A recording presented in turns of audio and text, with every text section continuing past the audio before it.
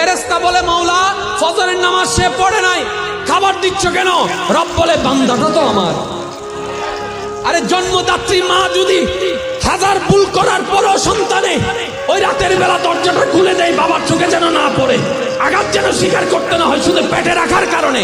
ওই ফেরেশতা, আমি তো আমার বান্দাকে নিজের কুদরতি হুকুম দিয়ে হাত দিয়ে সৃষ্টি করেছি, মায়া করে সৃষ্টি করেছি। আমি রব চাই না আমার কোন বান্দা জাহান্নামে যাক, আমি চাই আমার প্রত্যেকটা বান্দা জান্নাতে যাক, জান্নাতের নিয়ামত নিচ্ছে। এই যে আমরা নিশ্চিন্তে ঘুমাই, সারা জীবন 30-40-50 বছর নিশ্চিন্তে কাটাচ্ছি, কোনো ফিকির নাই, নিজের পরিবারের সমাজের রাষ্ট্রের উম্মার কোনো ফিকির নাই, অথচ এই মানুষের সামনে অপেক্ষা করছে মৃত্যু। জি, আজকে থেকে 100 বছর পরে আমাদের মধ্যে কেউ থাকবে না পৃথিবীতে, এটাই সত্য।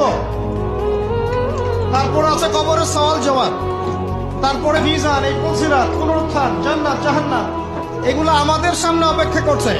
আর সেই মানুষ নিশ্চিন্তে বসে বসে মেয়ের সাথে টাঙ্কি মারে। সেই মানুষ বাইক নিয়ে একটা মেয়েকে নিয়ে ঘুরছে, সেই মেয়ে একটা ছেলের সাথে চটপটি ফুচকা খায়, অথচ এই মানুষের সামনে পরকাল অপেক্ষা করছে। একদম টেনে হিস্ট্রি আল্লাহ পাক সামনে নিয়ে দাঁড় করাবেন, দাঁড় করে জিজ্ঞাসা করবেন।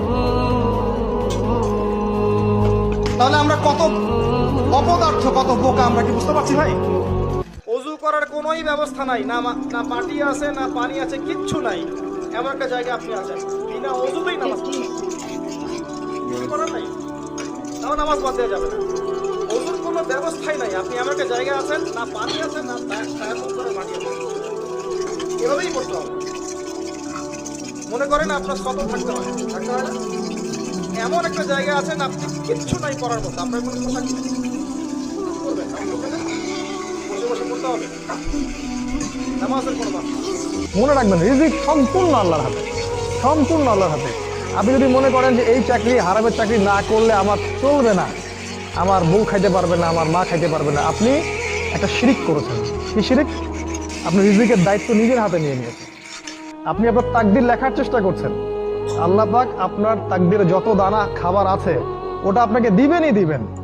আর আপনি হারাম পথে নিলে ওই পথে দিবেন, হালালের জন্য চেষ্টা করেন আল্লাহ পাক সে পথেও দিবেন। আর এই হাদিসটা আপনি কেন ভুলে যান যে আল্লাহ রাসূল সাল্লাল্লাহু আলাইহি ওয়াসাল্লাম বলেছেন, আল্লাহ ছাড়া যদি কাউকে সেজদা করা যেত, সম্মান বুঝাচ্ছেন, আল্লাহ ছাড়া যদি কাউকে সেজদা করা জায়েজ হতো, আমি মেয়েদেরকে বলতাম যেন স্বামীকে সেজদা করে।